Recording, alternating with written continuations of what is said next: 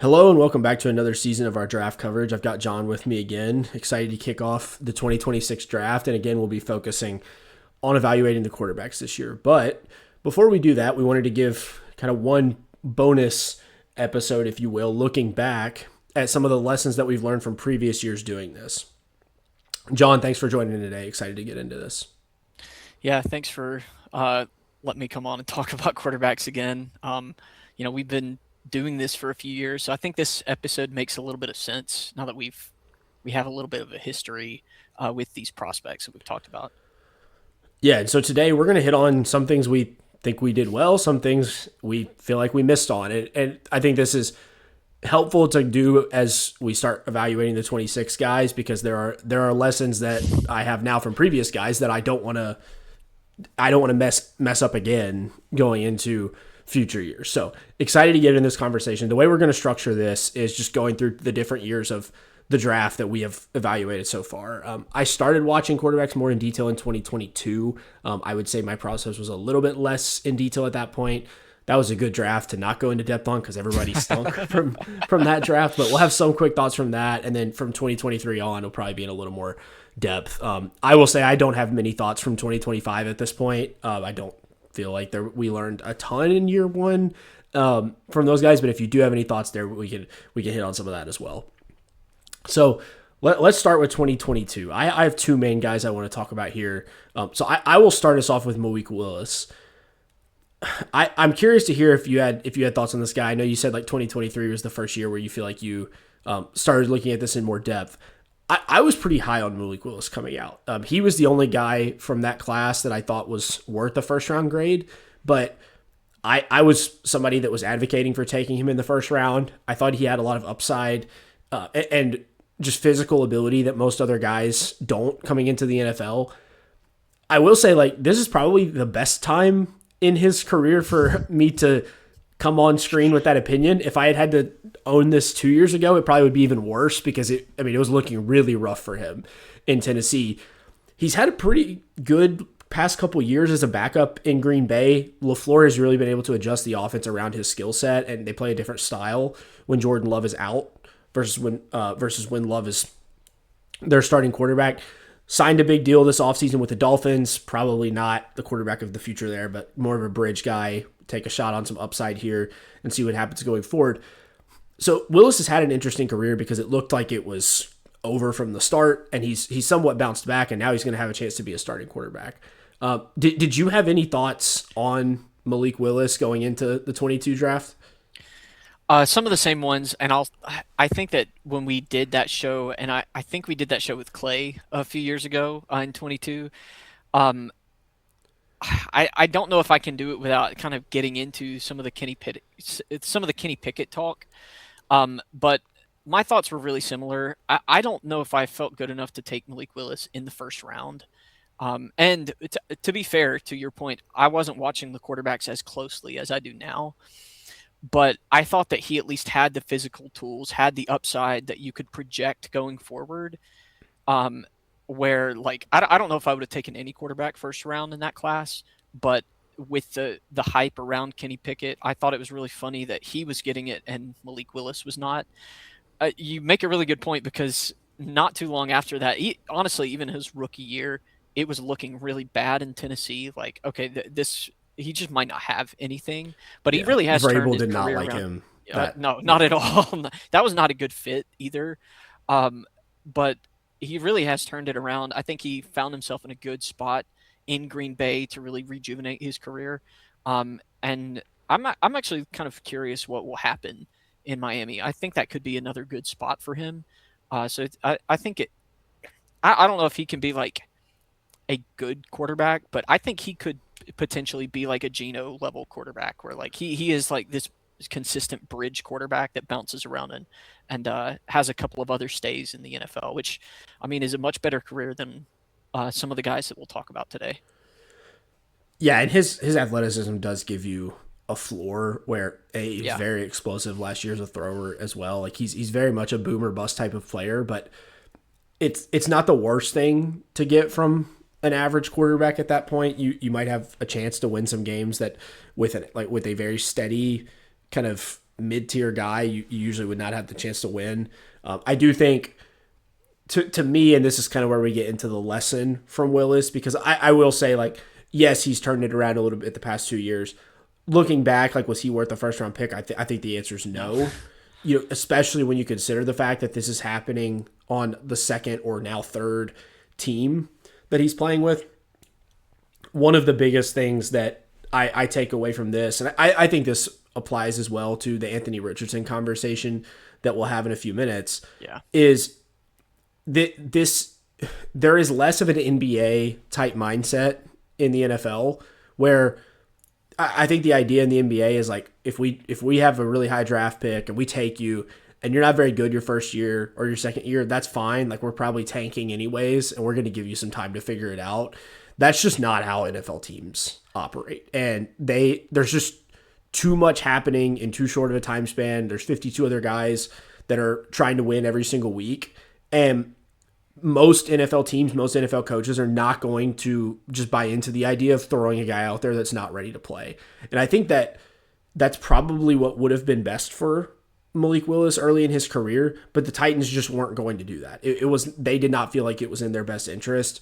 And so to me going forward, I do think something important for me to keep in mind from Willis, and you can make this point with Richardson as well, is just if a guy does feel like he's 2 years away, the reward you're getting from taking him may not be harvested by the original team that drafts him. Yeah. And at that point, why are you the team spending a first round pick on him? You might like him, but you might say, well, hey, let's just wait this out. Maybe we'll trade for him in 2 or 3 years and get more value out of it at that point. So I think that's my biggest lesson from Malik Willis. Like there's just not much time to wait on these guys, and teams are impatient. So expecting that from a team it just seems to me to be unrealistic. Yeah, and you see like the third round probably was the right place for him. He went third round. That's probably where you want to take those kind of guys where like you can really project a physical upside, like he might have something in the future. So guys like Jalen Milroe went in the third round last year. Like that probably is a good range for those guys, and I think we'll see the NFL like continue to value them there. So that's also something to think about when you think about where where am I going to place this guy in the future? Like, what kind of value should I assign this guy, who is maybe he's all physical tools and he's still got a lot of growing to do. Like you say, maybe he's a year or two away. Yeah, good point. So overall with Willis, I think my lesson would be I wouldn't say I'm completely out on this type of player, but I think I have probably recalibrated like where he should be valued from a draft perspective in the 3 years since this point. I still think these players are interesting, and you should take shots on these guys because the skill set is just hard to find. There's very few quarterbacks that do the things that Malik Willis can do, but that doesn't mean he should be a first round pick. And so I think that's where I land with him. Yeah, Let's totally get to agree. Kenny Pickett. I think he's the other guy I really want to talk about from this class. If you have anybody else from 22, we can hit on them as well. But I think Pickett's the other one that's pretty interesting. I was out on Pickett. I had him as like a third round grade. I think you felt similarly that this is not Same. a first Yeah. round quality prospect. I remember I lived with a Steelers fan in college. I'm also a Ravens fan, so I would like the Steelers to be bad every single year. Um, I told him going into the draft, I was like, I really hope you all take Kenny Pickett in the first round, because if you take him, we have just bought ourselves 2 or 3 years where I don't have to worry about the Steelers.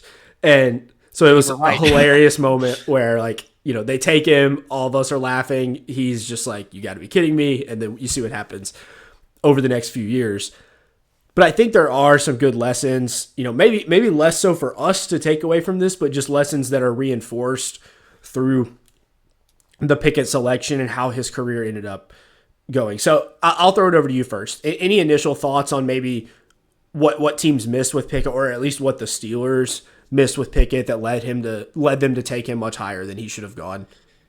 Yeah, my main one was that he was a late breakout. He was a very late breakout. I can't remember off the top of my head. Was he like a he was like 24 maybe? Yeah. He was like a fifth or sixth year senior off the COVID year. I can't remember exactly, but I know that his last year was by far his best year, and before that he had been average at best. Um, and I think that that was the biggest red flag to me. Was here's a guy who took maturing past his peers physically for him to succeed on the field. And you watch his style of play, and in that style of play he was doing a lot of running around, and he didn't have the profile for that to really be a legitimate pathway for him in the NFL. So it's like, I don't really see it. I don't really see where he's going to have a future as a pro. And I think that that kind of has played out in the NFL. He had some like mild success as a rookie where people were getting a little bit excited about it going forward. But even then, you had like low average depth of target. And like he wasn't really doing much on the field to really back that up. He just had some pretty good players around him. So yeah, Kenny Pickett at this point, I felt good about it at the time, and I think looking back, those are things that I'm going to take away. Like, don't look so much for the one-year wonders who only did it in their last year in college. Don't look so much for the guys who have a skill set that might succeed when they're the only 24-year-old on the field, but is not going to work in the NFL against the elite of elite athletes. Yeah, all very good points. I also think the flip side of that is true, and we've seen that with some of the like absolute best prospects that come out recently. A ton of those guys were guys that as true freshmen were dominant, and they may have even had like somewhat disappointing junior or senior years, but they were so clearly like more talented than their peers. Like I think Drake May was like that, Caleb Williams was like that. I think about even like Derek Stingley and Jamar Chase, guys at LSU who stood out as freshmen, and then Chase doesn't play in the COVID year. Stingley had more questions around him come draft time, and there was the comparison between him and Sauce Gardner. But that is a very strong predictor of success going forward, especially, guy might get banged up in a season and not have as much success. But when those guys show out as freshmen, it's a big deal. And so the opposite of that is also true. If you're having to wait until your fifth or sixth season, I don't think that, to me, it's something where I immediately rule it out. But I need to dive deeper into it and ask questions and understand, well, why did that happen? Why did it take 5 or 6 years for you to start succeeding at a level where you look like an NFL player?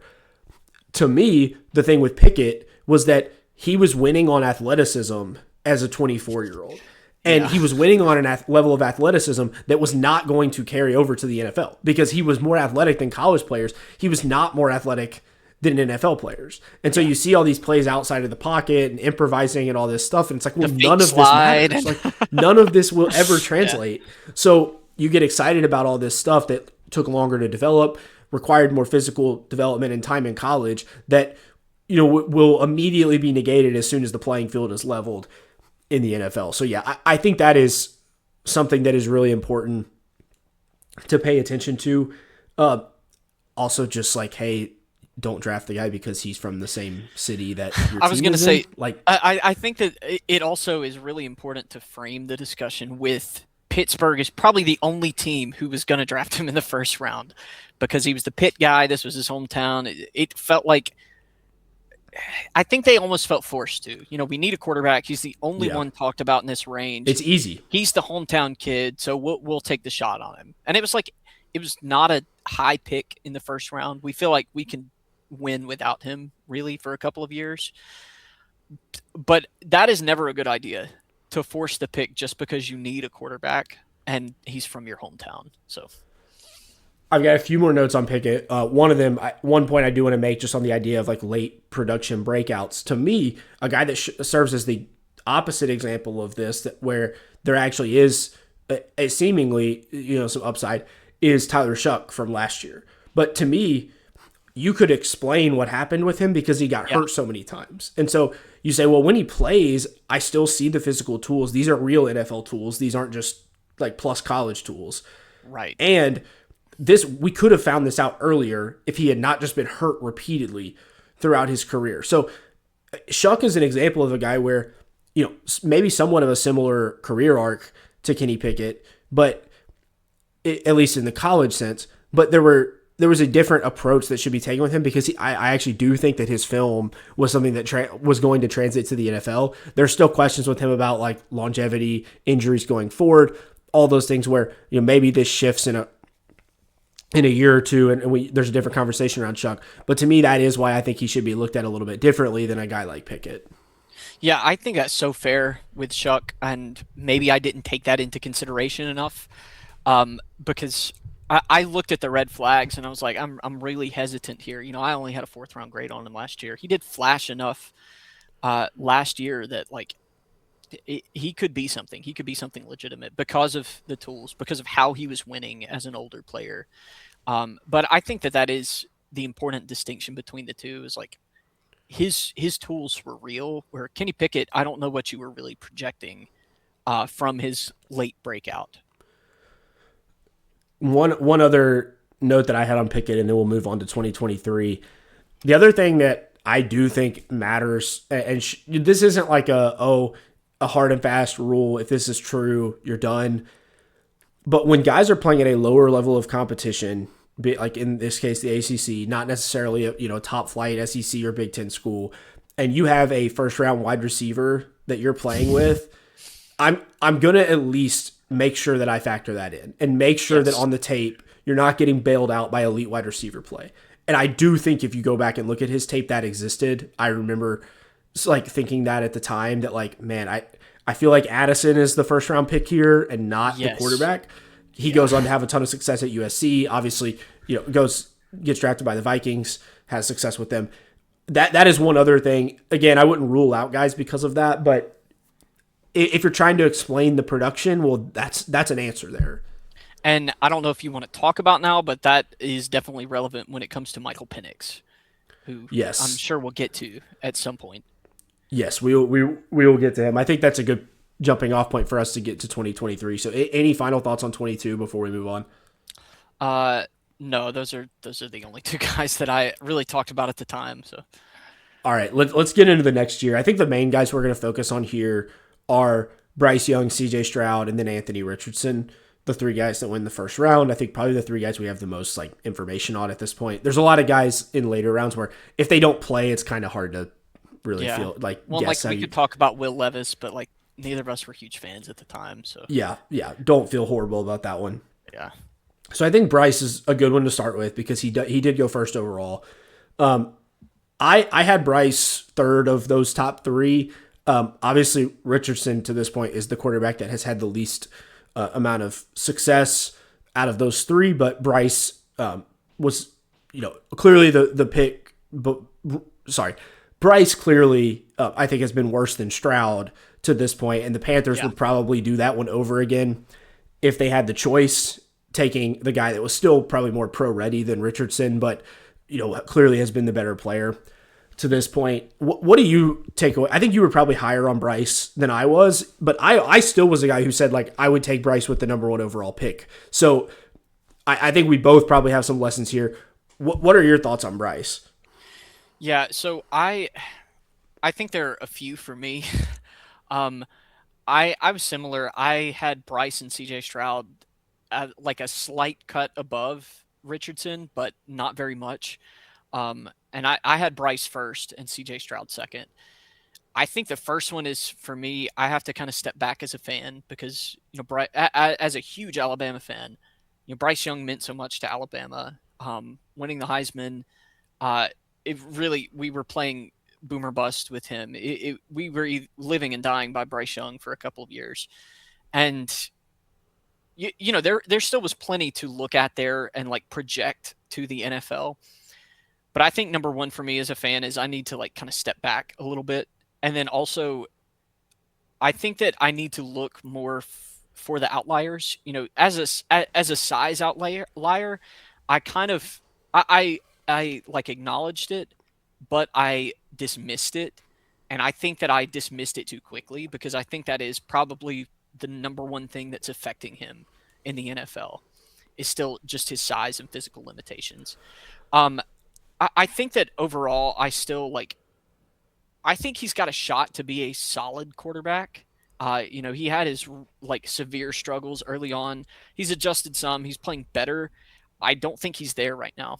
I think that, if he plays the way that he has the last year or two again this year, I think that he's probably not going to be a starter long term in the NFL. Yeah, I agree. I think this was not a bust in like the Jamarcus Russell type thing where it's just immediately like, hey, this isn't going to work. Like they're still trying to make this work with Bryce, but it does feel like a situation where he's not going to be the guy that gets you to the promised land. Yeah. Eventually, you're going to be looking for another quarterback. It's more so a question of when does it make sense for us to do that? Is Bryce playing at a good enough level where we at least feel like if we have a really good supporting cast, then maybe we can make a run? That's a different question than is he the going to be a top 10 quarterback? To me, the answer at this point is clearly no. I just don't see how he gets there. I agree. I think I at least had Stroud and Richardson above him, which maybe I shouldn't have had Richardson above him anyways. But I still don't think I should have had as high of a grade on him as I did. To me, part of this is just, like you said, prototypes matter, and I should have to be talked out of why this is gonna work instead of assuming it's gonna work and wishing away the concerns about the height and the weight, because those have clearly impacted him in the NFL. And there just is it's a challenge to translate the things he does from the college level to the NFL level. I also just think there are times in the NFL where he'll try to escape the pocket. He'll try to make something happen, and the athletes are just better. He'll just get sacked. He just won't find the window that he did in college. And so he routinely made at Alabama, and it looked magical. It looked like he was the escape artist. But to your point, he's just not going to have that ability in the NFL. Yeah, and so that's something with Bryce I think it's just important to remember. Is this guy really an outlier? I think a guy that has still struggled in recent years, but was more of a physical outlier at that size was Kyler Murray. He was at least bigger and certainly faster than Bryce, where you say, okay, there's still plus physical tools here that can probably compensate for some of the height issues. Bryce didn't necessarily have those. He was fast, but not fast enough where that's going to be it's not Lamar Jackson fast, right? It's a different level. So the other thing I think about with Bryce is just I can still hear in my head talking when leading up to that draft, Daniel Jeremiah or others talking so much about the production. And production is important, but this is a good example to me of where we talked way too much about production and not enough about the traits. And some people just hate the upside chasing. We'll get to that with Richardson where that didn't work here, but the traits really matter. And this is a perfect example of that, where if you had only watched him in college, you would say, oh yeah, this guy's going to be a top 5 NFL quarterback. But it's just not how it works. The draft is based on traits. It's based on those top end skills, and those have to develop in the NFL for guys to succeed. Yeah. And if you continue to take production over traits, if you continue to just pick the Bryce Youngs at the top of the draft and don't take the shots on the Anthony Richardsons, you're never going to find Josh Allen. You're never going to find Patrick Mahomes even. And he's even a different discussion because he put up so many yards in the Texas Tech offense. But you're never going to find those elite physical tools that turn into the top level of the NFL. Yeah. All right. Let's get to Richardson, because I do feel like there's such a dichotomy between these two in terms of why they have not worked to this point. It is just very interesting. Bryce has played a lot. Richardson has played almost none. Richardson is the physically talented guy that just hasn't been able to put it together. Bryce is overcoming physical limitations to at least be, the 20th best quarterback in the NFL right now. Richardson I struggle with a little bit more than Willis, because I do think Richardson, and I still stand by this, looking back, I still think Richardson was closer to being a good NFL quarterback than Malik Willis was. So to me, this is not, my answer for this is not I should have had a 3rd round grade on him. I still just don't believe that. Some people that might be some people's opinions. I'm not there. What I will say, and two things I think I should have factored more into, is I think I probably should have thought more about injuries with him. You didn't think about it as much with Richardson because of his size. You just kind of assume the 6'4", 230-pound guy, he's so big and strong, he'll stay healthy. He wasn't in college. He struggled to stay healthy in college. He had nagging injuries. He plays a super physical style. I think I waved that away more than I should have. And those things need to be thought about with the bigger guys as much as they do with a guy like Jaden Daniels or Bryce Young. So that's my number Yep. one. I think that probably would have reined my excitement in a little bit. I do think the other one is just I assumed the team that would draft Richardson was going to understand what they were drafting.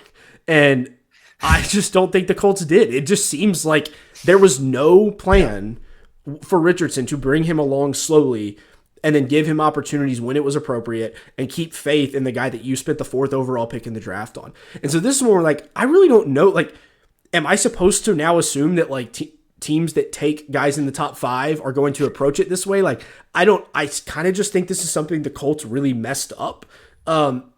So yeah, curious to hear your thoughts there because it just doesn't like the way they handled this does not make sense for where they drafted him, but their argument is probably just he wasn't ready. He wasn't good enough. Like, what were we supposed to do? Yeah, this one it's so tough. I think you make a great point there. Is this just a disconnect between the front office and the coaching staff? Like the front office had a vision and then the coaching staff didn't execute it.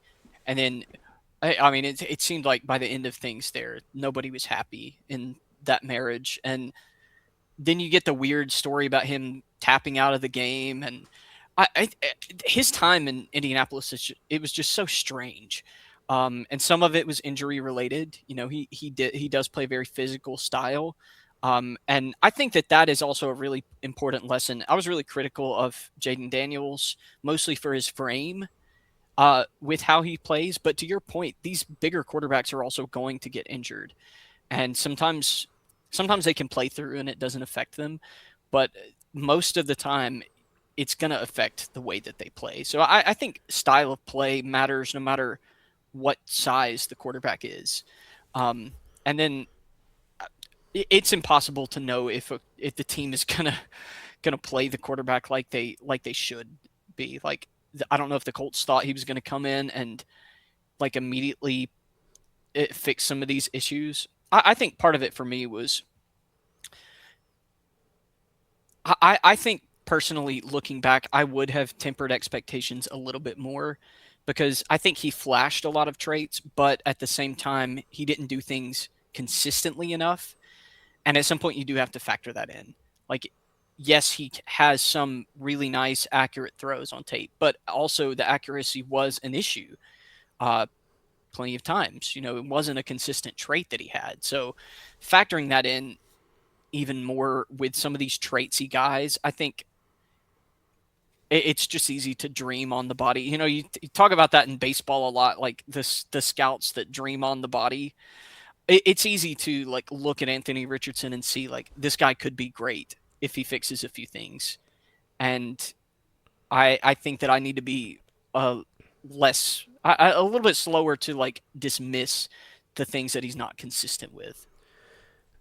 Yeah, I think this is where I struggled with him the most is he had real quarterback stuff on tape. Like Yeah.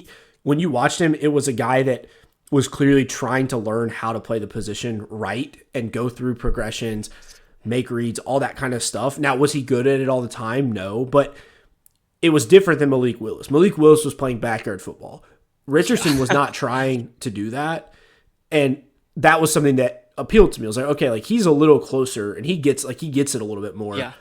I do think the part I missed on him the most in terms of the actual eval was just the short accuracy and how much that stuff just has to be a gimme in an NFL offense. Yeah. I do think that affected him when he has played so far to this point. And I think I did not weight that heavily enough in my evaluation of him. So at the time, he was my number one guy. I had him, then Stroud, then Bryce. I do think Richardson, to me, if I could go back, I think honestly, I would still have him as a first round guy, but not a top 10 guy. I still think if you redid the draft, I think I would still tell a team in the teens, like, I think this is probably worth it. I think to this point, we've seen like the 5th percentile outcome for his career based on the injuries and how the Colts have handled this to this point. So I'm not fully out on him. I wouldn't be surprised in a year or two if we're having a similar conversation to what we had about Malik Willis with better traits. But certainly to this point, Yeah. he has not lived up to the fourth overall pick billing whatsoever.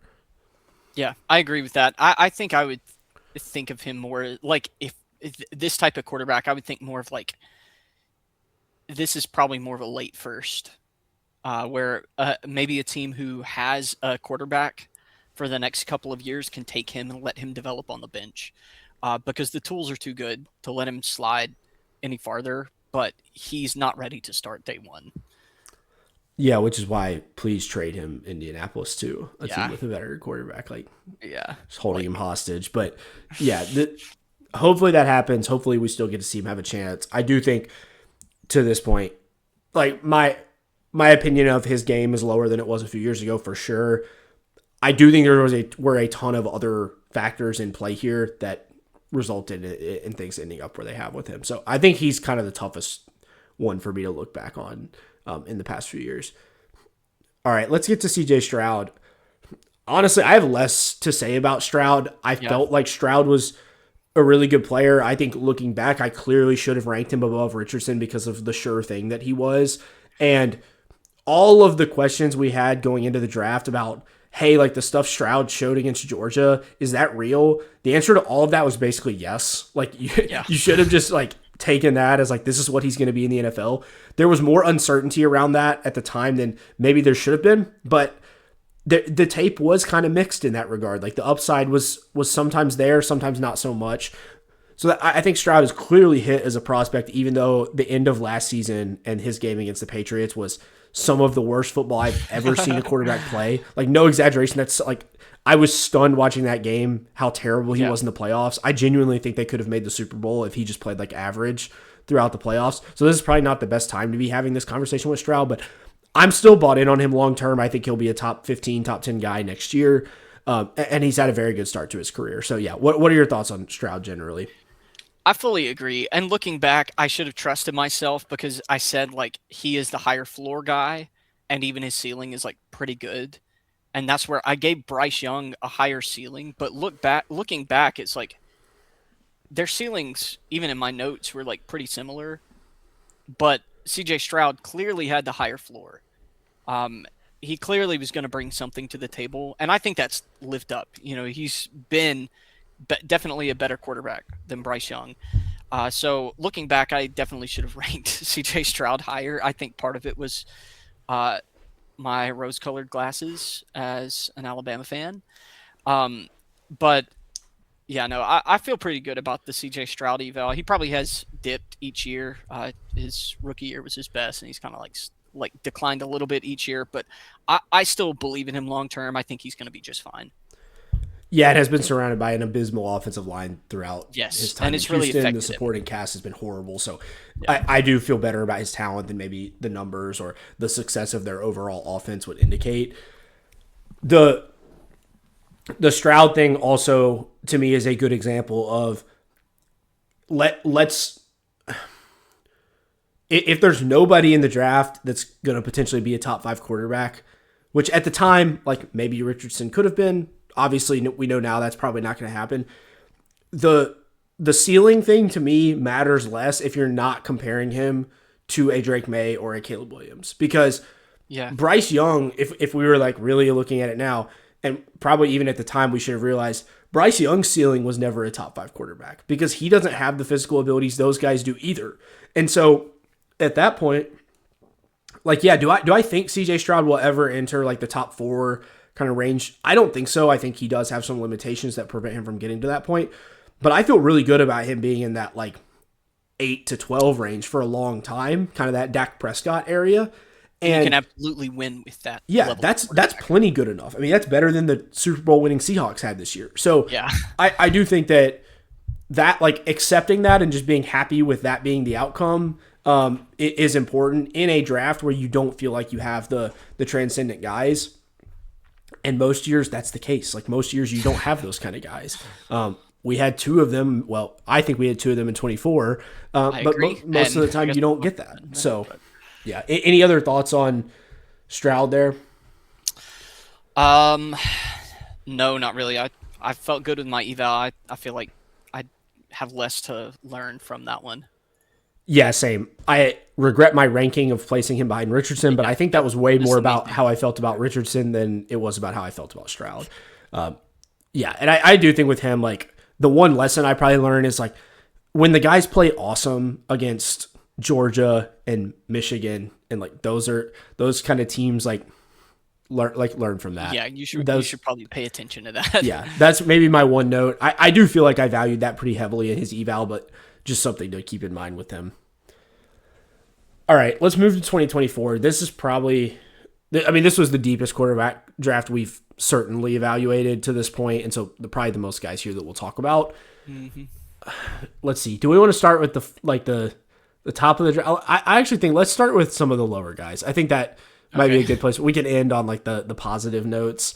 But we can start with the guy that's probably had more success to this point. I actually didn't have a ton of notes on this guy, but I know you had some things you wanted to talk about with Bo Nix. So let's start with Bo Nix and maybe talk about where we viewed him and how we think that's changed since he's come into the league.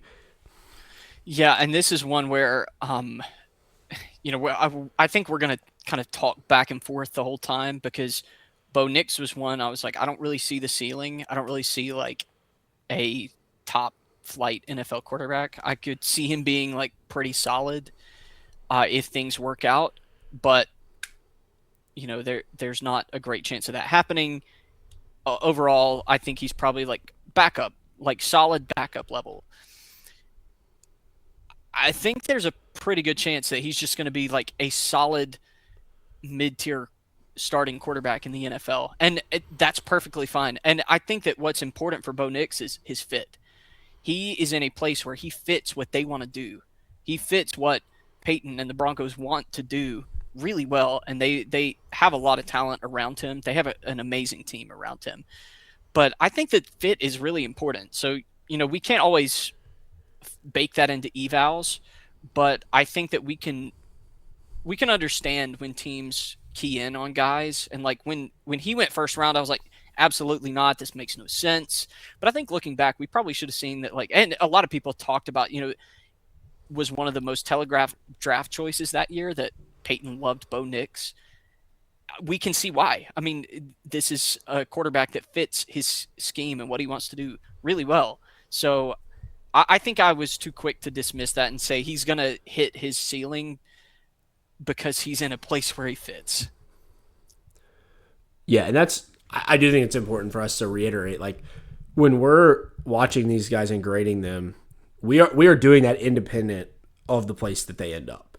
And so because Bo Nix has produced maybe like a first round quarterback, that doesn't necessarily mean that we were wrong to say he is not a first round caliber guy because the Yeah. Broncos have built potentially the best offensive line in the NFL around him. And if you look at their pass block grades, all of their overall offensive structure with Sean Payton, being one of the best offensive minds in the league, Yeah.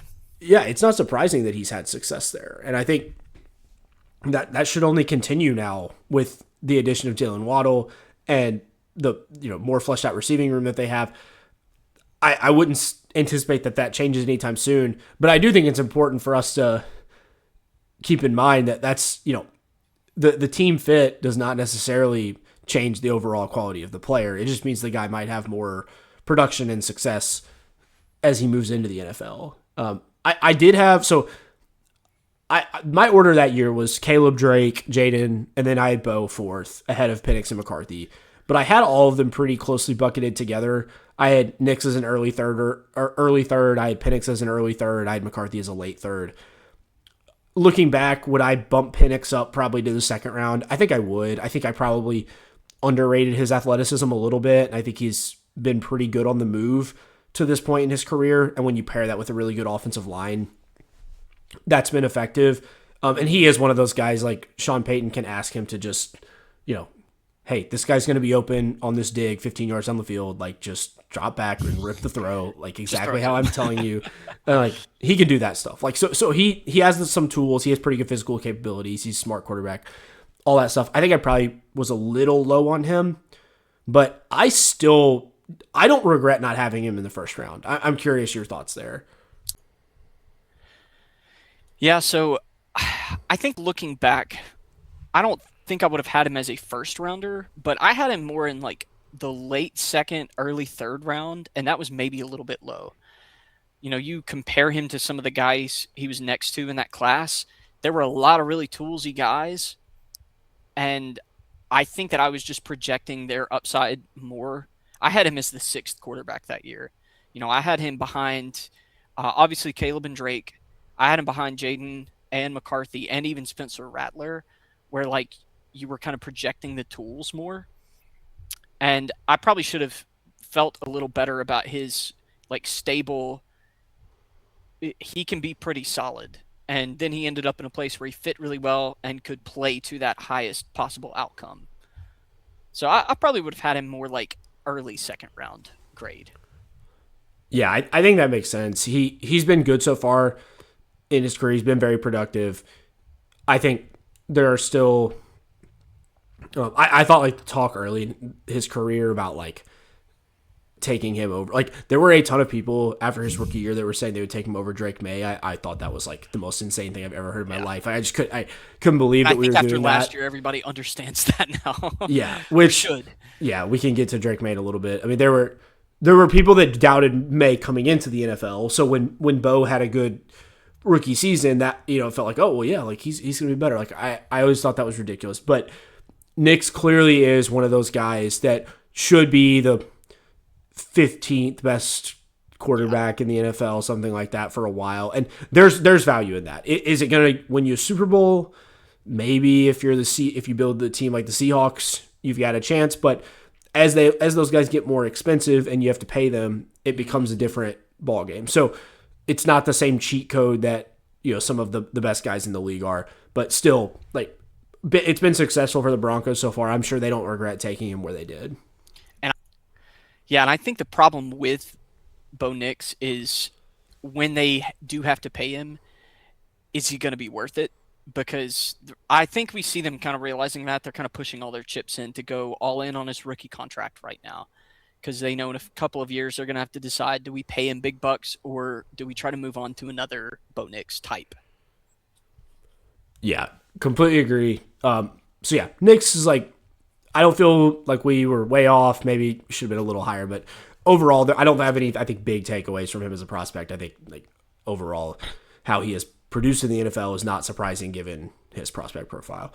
So let's move into a couple of guys that I think have had less success so far in their NFL career. Let's talk about Penix first. He's the other older prospect that was kind of paired with Nix a lot of the time throughout the process. I think he was probably viewed as the guy with a little more upside compared to Nix, who probably had a little bit higher floor. But Penix, people were more excited about his arm talent. You saw him push the ball down the field extremely consistently at Washington and have a lot more big time throws than a guy like Nix. Maybe more mistakes, maybe not as good at getting to the check down, things like that. But there was a little more upside with this guy. At least that's what you were hoping for. For me, the lesson with Penix is really simple, which is don't ignore like four separate red flags to decide you want to take a guy in the first round. Like there were Yeah. clear red flags in this guy's profile, from the injuries to the style of play being very limited to having basically one speed as a thrower to not being a great athlete outside of the pocket. Like there were plenty of things to be concerned about with him, and I feel like all of them have shown up to this point in his career. Yeah, and I feel good about my Penix eval. I was kind of suspect about his mechanics even. Like he did a couple of things really well, but I didn't ever think that it was something that was like, is he going to do this consistently in the NFL? Probably not. He had some injury history throughout college. He was throwing to all of these really uber talented receivers in Washington, who were making contested catches down the field.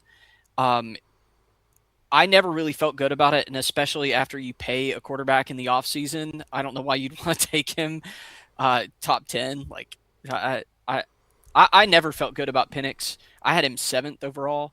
I had like a third round grade on him at the time. So Yeah, I honestly don't really feel like there's much for me to learn from this one. I think the Falcons probably have some learning to do here, but if yeah, they will actually learn from it and not be the Falcons and just ignore it and just do what they want again, which is what they historically have done. yeah. Yeah. So I don't know. I maybe he can turn it around. Obviously had the injury that ended his season last year that could Yeah. limit him going into this year. Like that's was part of the concern with him and something that like is not so shocking that has flared up again. But I mean, he's a fun player when he plays. Like I enjoy Yeah. watching him play quarterback, and he can, I think, be an average quarterback. It's just why did you take a guy that Yeah. was probably an average quarterback with a bunch of other concerns in the top 10? Like that's the question with him. All right, let's continue to move up in terms of like guys that were productive and guys that have had the most success. I want to talk about Jaden Daniels next. I think this is the guy that we both had as QB3 going into this draft, and this is an interesting one. I think after his rookie year, we would have had to come on here and apologize for Yeah. how wrong we were. I think we might have still been a little bit low, but feel a little better about this now than I did this time a year ago. I will at least say that like I went through the mental exercise last year. I don't know if we talked about this on the podcast, but like after their rookie years, I went through the mental exercise of like, okay, after that Jaden Daniels season, like how would you rank these guys 1 through 3 in terms of Drake, Caleb, Jaden? I will admit that after last season, I said that I think I would take Jaden over Caleb, but I did not waver on Drake. We can get to Drake later. Now, granted, I had Williams over May going into the draft, so that was even kind of Yeah. a deviation from where I was going in. But Daniels had an awesome rookie year, like about as good of a rookie year you can have as a quarterback. Had more injuries last year. The offense struggled more in general, but we were probably both a little low on Daniels in terms of the talent. Maybe we won't be so off in terms of his overall career value. So yeah, what are your thoughts on Daniels? And like, what do you see looking back? Yeah, I think that I focus too much on the frame and the injury concern, and I think that it's still a really legitimate concern, given his play style, still. But I don't think I gave him enough credit for some of the things that he did just as a passer, as a quarterback. And I think that I should have rated that a little bit higher than I did. Um, I actually had him, and this is the real lesson for me. I had him behind McCarthy. And I think this is where I fixated too much on the injury concern with Jaden and not enough on some of McCarthy's red flags that I don't know if you want to get into in a minute because I definitely need to talk about them. Um, but yeah, I think that going forward, when he plays, Jaden's going to be a really good player, but it is concerning how much he might play. I agree. I think that is where I actually have regrets with him. I don't think I thought about the injury stuff wrong at all. Like to this Yeah. point, I would say this has basically gone exactly how I thought it would. I I mean, I made the RG3 comp Yeah, directly because like it's similar types of players, and we've seen it play out where they had really good rookie years, and then things start getting derailed by injuries after that. yeah. The thing I feel like I missed on with Daniels completely was the processing. I Yeah, thought at LSU, like completely agree. I thought at LSU he did not see the field very well at all, and it just didn't matter because he was so good as an athlete that he could stare down 3 open receivers and then make a 50-yard gain out of it, and it just wouldn't matter. Yeah, I thought there were a ton of windows over the middle of the field where he had opportunities to hit guys and he didn't, and so that really scared me. Then he goes to Washington and just picks apart defenses in his first NFL season, and like I think there's a few different things I would take away from this. One, I think all the like reporting and scouting intel indicated that he was a extremely hard worker, spent a ton of time trying to learn and understand defenses, used like the virtual reality tools, all that stuff. Sometimes it's hard for us to be privy to that yeah, information, but clearly like this was a guy that was like that. The other thing with him that I think I did fixate on too much was, oh, he doesn't throw over the middle of the field.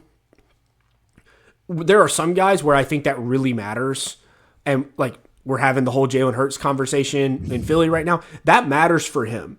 For Daniels, I'm not sure it's as important because his traits are so good yeah, that, and he was so good at like, I mean, I can't tell you how many times I remember his rookie year where Washington's spread out 5 wide and like Zach Ertz is running a 6 yard hitch and he's hitting him perfectly, like perfect timing, like all that type of stuff.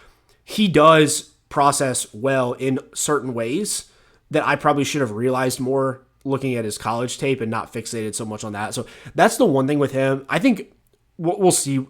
I kind of think like Jackson Dart to me is the other guy in this bucket that I like did not like at all as a player for similar reasons that I was probably a little bit low on. We'll see how the injury stuff goes with him because it's like the exact same conversation. Yeah. But again, with him, like I am going to be a little more hesitant to fixate on processing going forward with some of these guys that have really high end tools and have shown maybe certain ways where they are better in that. I think that's my biggest lesson with Daniels.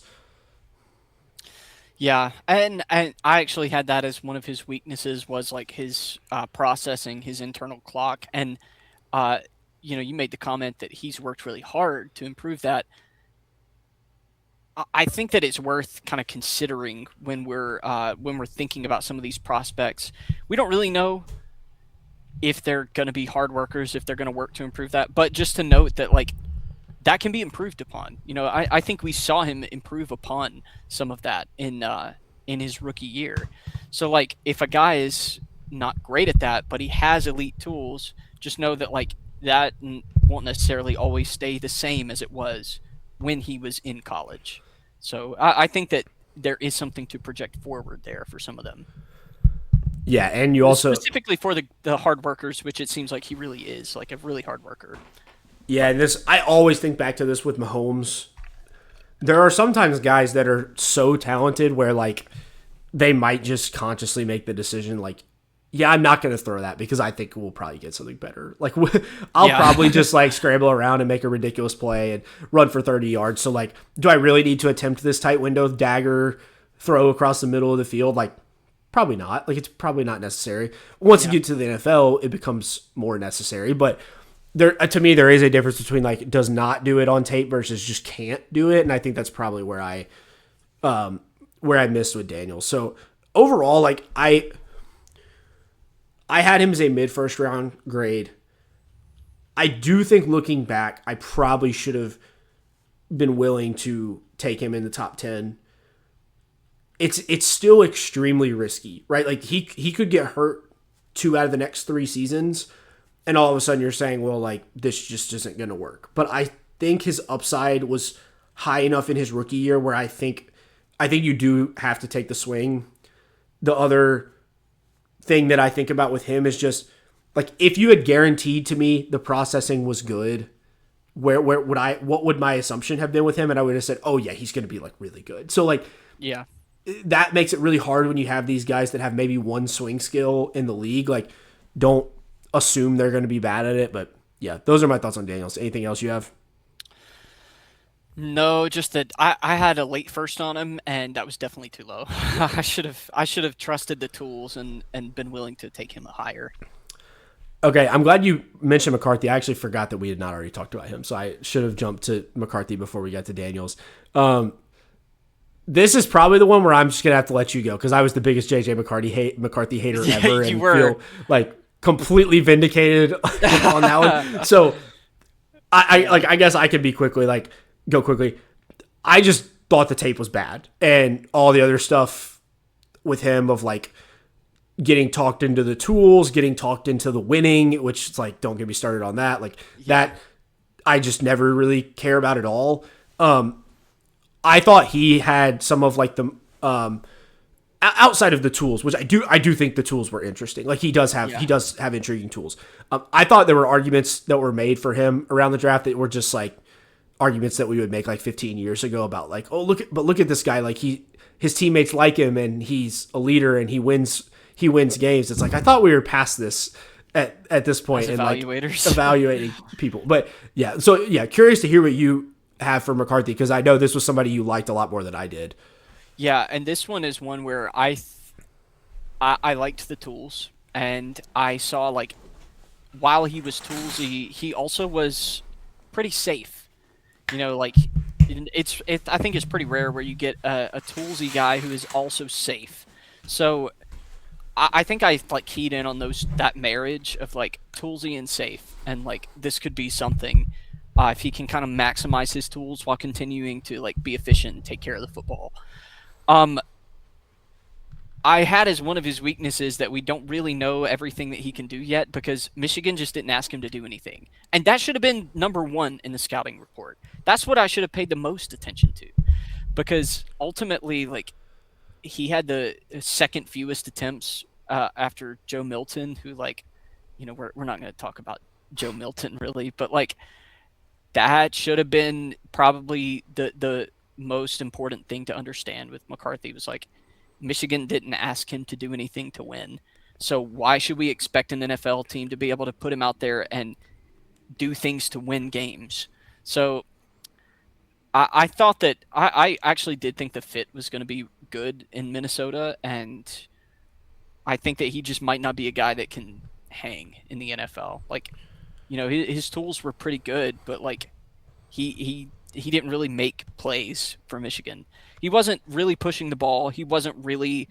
I forget what the stat is, but he was very bad on third down and goal to go situations, and he he doesn't have like the it factor, the like ice in his veins ultimately.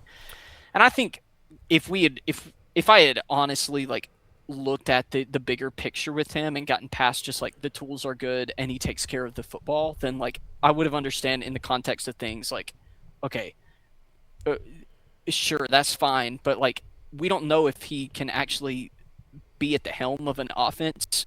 So even if we're dreaming on the tools a little bit and think that we have something, this shouldn't be a first round player.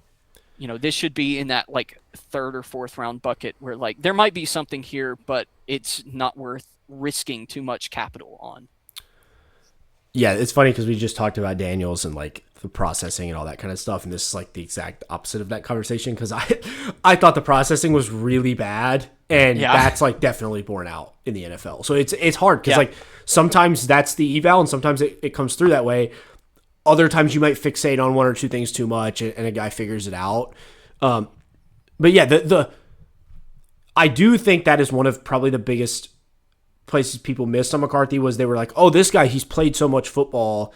He's had so much experience at Michigan. Like, those are the types of guys that usually come into the NFL and they have so much success. Like, the guys that play so many games. But, like, how about, like, the amount of pass attempts? Like, Yeah.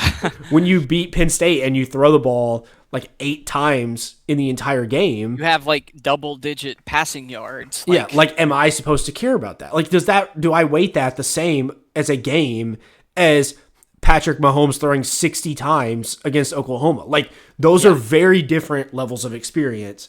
And so, yeah, I think that was something that McCarthy maybe got overrated on. I do think that, he is a guy that still, like, if he does fit like the prototype of the Shanahan, Kevin O'Connell offense. Like, I understand why the Vikings thought he was an intriguing guy. I just think the tape wasn't good enough to justify him being a first round pick. Like, if in a couple years he can develop some more and figure it out, would I be like shocked?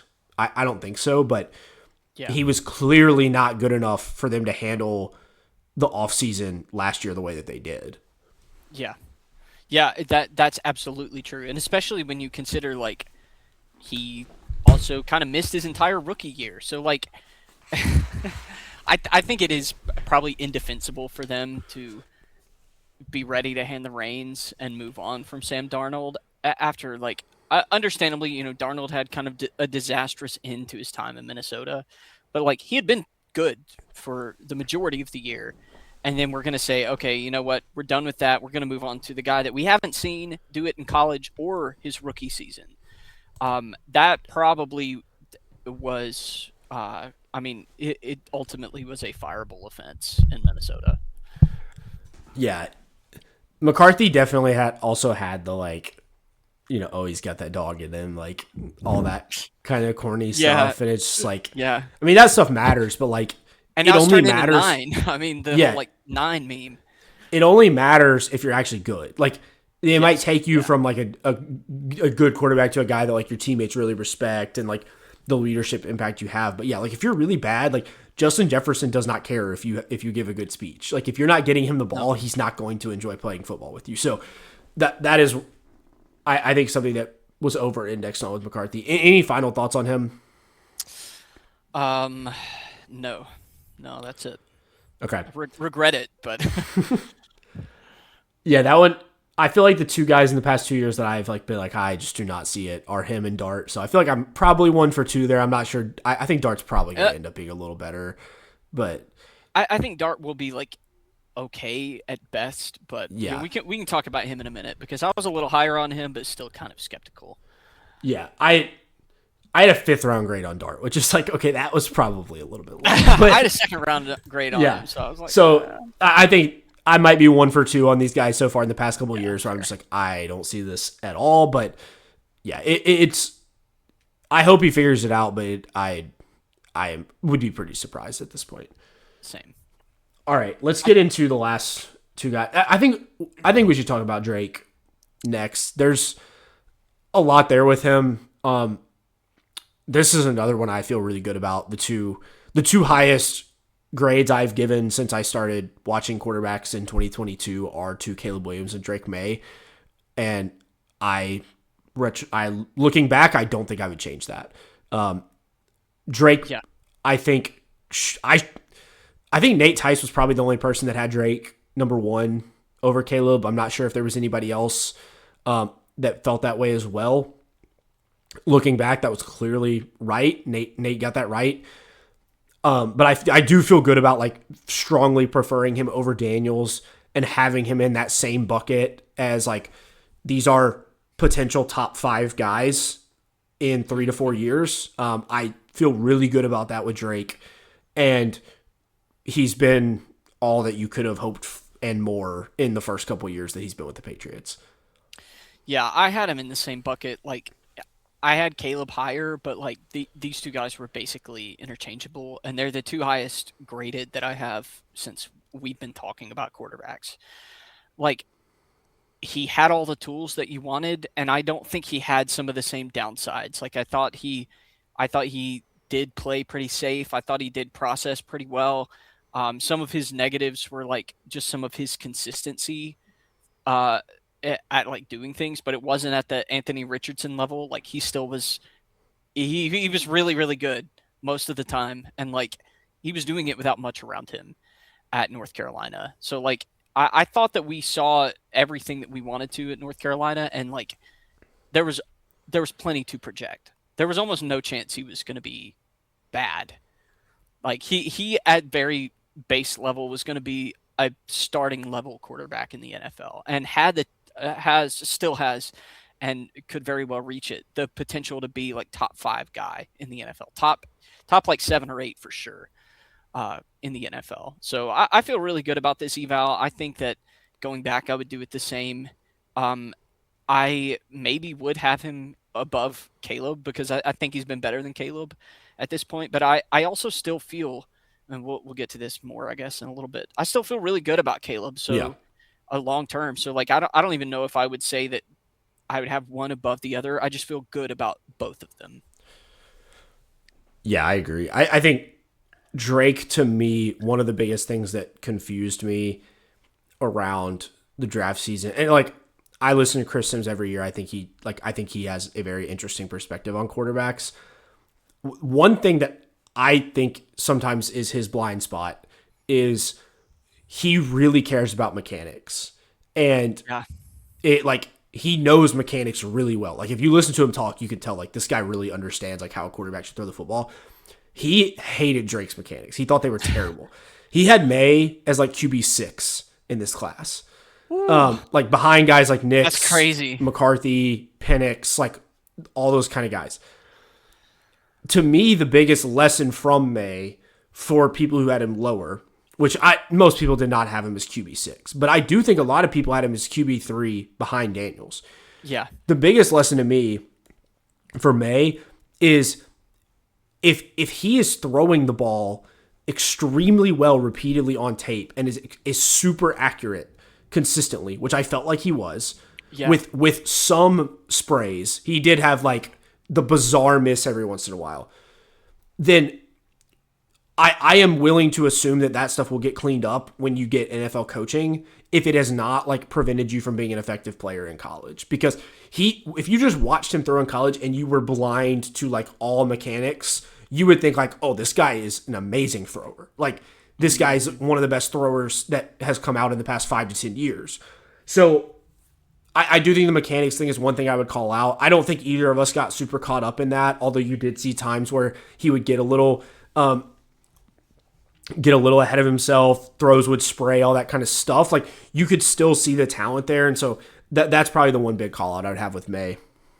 Yeah, I think that's a good point. Like his arm talent at the end of the day was special, and we that needed to be like the most important thing about him was like he had this arm talent. It was pretty consistently there, and he was not putting the ball in harm's way too often. So like, what are we supposed to dislike about this guy? All right. I think that's all I have on Drake. Let's move to Caleb. And then if you have any thoughts on 25 guys after, we can hit that. I really don't think I have a ton to hit on for guys from 25 with it just being so soon after the draft. But let's get into Caleb. I think Caleb has probably been a little worse than I would have expected, but that is relative to an extremely high bar that I had set in my own mind, which was probably not fair. So that is not to say he's been disappointing. It's just to say that I did think this was a guy that potentially could be a really, really good starting quarterback early in his career. And I would say so far he's just been like a pretty good starting quarterback at this point. Yeah. I do think he's developed a reputation a little bit, which is like very interesting from where he was in college as like this clutch fourth quarter, like going to lead you on a crazy comeback guy. When like at USC, that really wasn't the reputation. It was more just like, oh, he puts up a ton of numbers and he makes crazy plays, but they're not a good enough team. So I think that's been an interesting development for him. Overall, I still feel pretty good about the eval. I assumed it would click a little faster than it did in the NFL, and that I think some of the sack avoidance stuff I thought would not be as big of a problem in year one as it was, but he completely fixed it in year two. Yeah. So I feel pretty good about that not being a long-term concern. What are your thoughts on Caleb? Yeah, I kind of think the same thing. Like maybe my lesson is don't expect too much from a guy immediately. I've really thought the talent would win out regardless, because he was also just an uber talented guy, and I think some of his this is where maybe going back, like I liked some of his positives a little better than Drake May, just with like his kind of special ability to extend plays and things like that. Um, but those also played into some of his negatives. So it's like, how do you correct some of those negatives without losing what makes him special? Um, I think overall, like his talent has not won out as much as I would have expected it to. But to your point, he's still been a good quarterback. He's been an above average quarterback in the NFL, at least this past year under Ben Johnson. I could kind of see that. I could see him still having an upward trend in the next couple of years and still see a path to him being a top tier quarterback in the NFL. So overall, I still feel really good about this eval and trusting that a special playmaker, a special arm talent guy is going to figure it out, is going to be able to do the same things in the NFL. Yeah, I agree. I assumed Caleb was scheme proof to some degree. Not saying that like no matter what's around him, he's going to produce an elite offense, but I do think that like I did not expect him to need as good of a coach as Ben Johnson to get things off the ground. And that matters with him. Like maybe in the next few years, he and Drake May's production is pretty similar. I'm still going to reward Drake May for that more because I think Caleb's probably got the best, or at least a top 3 offensive coach in the league with him. Definitely. And New England, that's just not the case. So that is something you have to think about with Williams, but I do think you saw a lot of positive developments from him over the last year or two. I think he really tried to learn how to play quarterback the right way. And in some games, I think that hurt him early in his career because he was trying so hard to be like I'm going to go from 1 to 2 to 3 and then go through my progression fully and make sure I do everything right. And oh, wait, I just got sacked because my right tackle can't block. This year, the offensive line was much better. The supporting cast was better. The coaching was better. He also, I think, had a way better feel for when is it time for me to go try to make a play and when is it time for me to avoid a Yeah. negative play. And I So, think I think you have to give Ben Johnson a lot of credit for that. Just 100%. the way that he runs that ship. Like I think ultimately that was really good for Caleb Williams. Yeah, and But so that's why, like, I feel pretty good about where I had Caleb, but I will say I think there's potential other scenarios that could have happened, like if he had poor coaching for 2 years in a row, where his first 2 years could have been a lot worse than I expected them to be. So I still feel pretty good long term about what I thought of Caleb, but it might have taken a little bit longer if he had not had one of the best offensive coordinators in the league. yeah, yeah, I think that's absolutely right. So yeah, that's a look back at 24. I think I feel pretty good about Caleb and Drake as still that top two. I do think I would still take Caleb over Jaden going forward.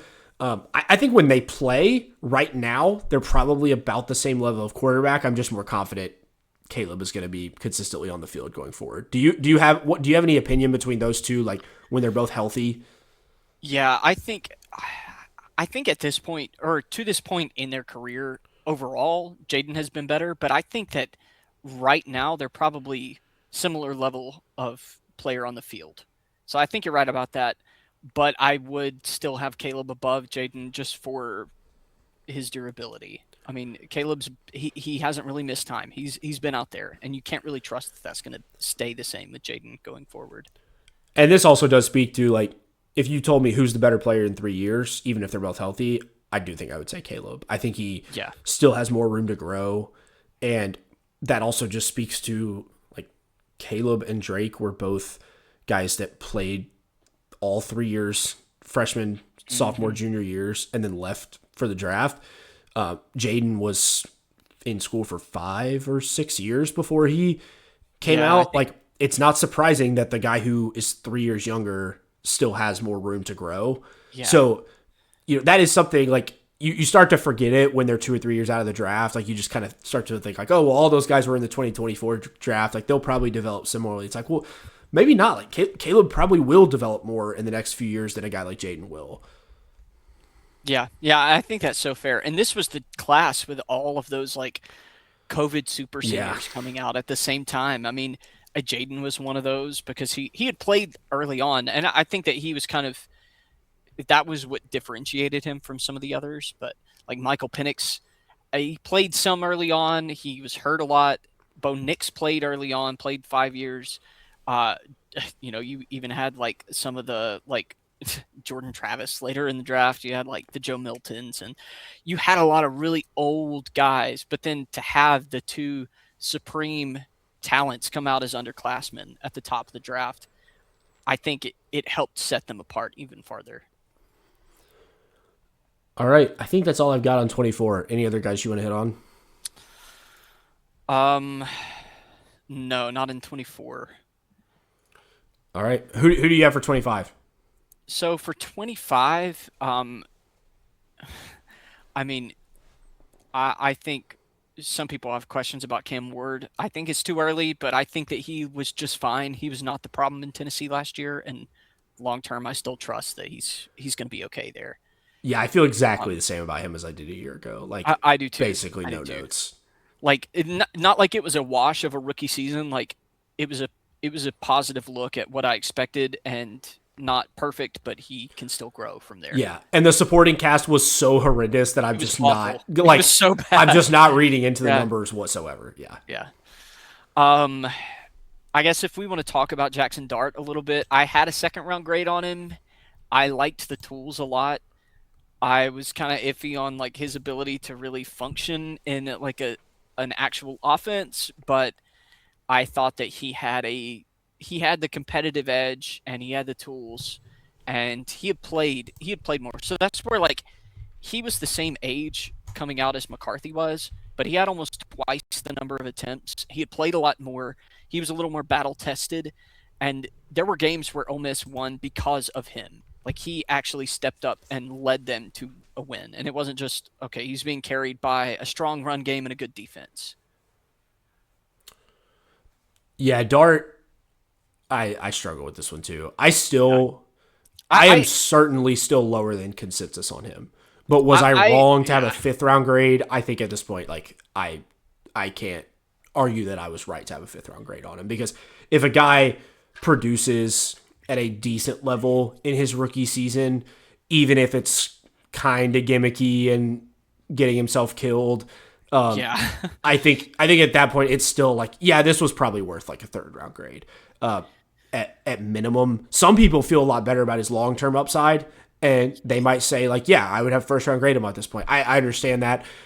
I still have skepticism about his overall play. I don't know that he necessarily disproved my concerns last year. I think his skills that he was good at were just probably better than I gave him credit for, and allowed him to have a higher floor as a player because of his athleticism than I was respecting. So I still would be pretty yeah, surprised if he turns into like a top 13, 14 type quarterback. Like, I don't know. I still don't necessarily see that, but I definitely underrated the floor that the physical traits would provide him. And just like Jaden Daniels, which I probably should have learned that lesson with Daniels the year before, I probably fixated a little too much on the processing, even though I'm not convinced he's a good processor. Like, let's get it straight. Like yeah, Daniels, I actually think I just like misevaluated. yeah. I agree Dart, with I'm that. not convinced he's good at it. I'm just not sure it matters as much as I thought it would. So we'll see what happens with him. He probably will get hurt multiple times next year, and people will start to get more concerned. So I'm not going to waver too much from where I was on Yeah, like long term not loving him as a quarterback. But yeah, he's better than I thought. this is one where I wouldn't change it. I think he had some success as a rookie, but Yeah, not enough to say that he's going to be a top quarterback in the NFL and not one I would take in the first round. And long term, I think that there are a lot of questions, and one of those is his durability. Like him and Cam Scattaboo on the same team is just too perfect because they have like the same play style. They play yeah. different positions, but they have the same play style. And I think that both of them going forward, it'll be interesting if they actually stay healthy.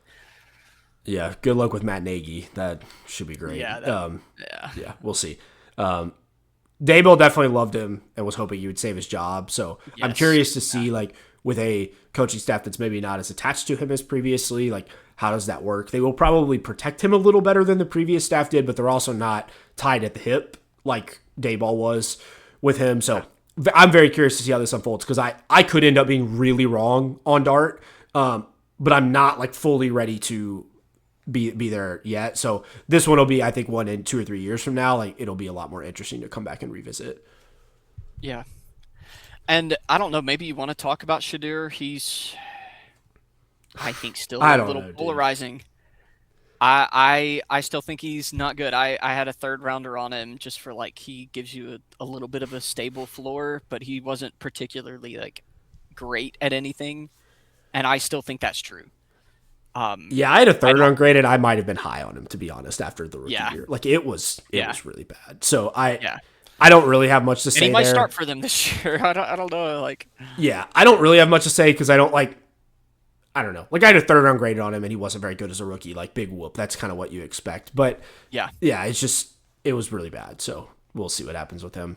I think the only other guy I'll mention is I had a fourth round grade on Riley Leonard. I really liked him relative to yeah, consensus. I feel pretty good about that after last year. Like he did not look terrible for having to play as a rookie. I hope that Richardson gets traded for his own sake, and then Leonard gets maybe a chance to play a little bit more this year because I do think there was something interesting there. I'm not saying he's going to be some great quarterback, but the physical tools were pretty good. He didn't look completely lost out there, so he's probably one that I would want to continue to monitor as like, hey, this could be an interesting guy. Like, might be worth a shot at some point, but I don't expect him to make a big impact anytime soon. yeah. I thought that I didn't actually watch him coming out, so I think it is interesting that he looked pretty good last year, and I think it's kind of a perfect marriage, like sitting behind Daniel Jones because they're kind of similar players. So I think that that could be a good long-term situation for him, even if he's not going to be like a great player. Like he could be pretty solid for them and might see some time. I do think the Colts should move on from Richardson and give Riley Leonard like an actual shot at playing a little bit. Yeah, the other guys I'll mention that I was higher on than consensus were Kyle McCord and Will Howard, both sixth round picks for the Eagles for McCord and then the Steelers for Will Howard. Who knows? Yeah, Maybe if the Hurts thing just falls off a cliff, then we'll see Howard play a little bit. I doubt that, but or not Howard. Sorry, we'll see McCord but play a little McCord, bit. yeah. And then Howard is in about as open of a QB situation as he could be. So I hope that maybe we'll get to see those guys play a little bit over the next few years. But nothing really to say on them at this point. Yeah. Obviously, it's really early for a lot of these 25 guys, so we'll have to revisit this in future years. Yeah, I liked Howard coming out, but I mean, who's to say if he'll actually play? So Yeah. All right, I think that does it for a recap. I think this was a good exercise to go through before we start talking about the 26 guys. Help keep some things in mind of maybe lessons to learn and things to think about going forward. So yeah, this is a good way to kick off the 26 draft season. We will have individual episodes on most of the top quarterbacks coming soon. But this is our initial getting back into it for this year. So thanks, Jon, for joining. Appreciate your time. yeah, thanks for kind of helping me think through some of these because I think this was a really good exercise and hopefully can learn some of these lessons as I get into some of the other quarterbacks for this class. All right, that'll do it for this episode. We will be back sometime soon to talk Fernando Mendoza. So we will look forward to that soon. Thanks, everyone, for listening.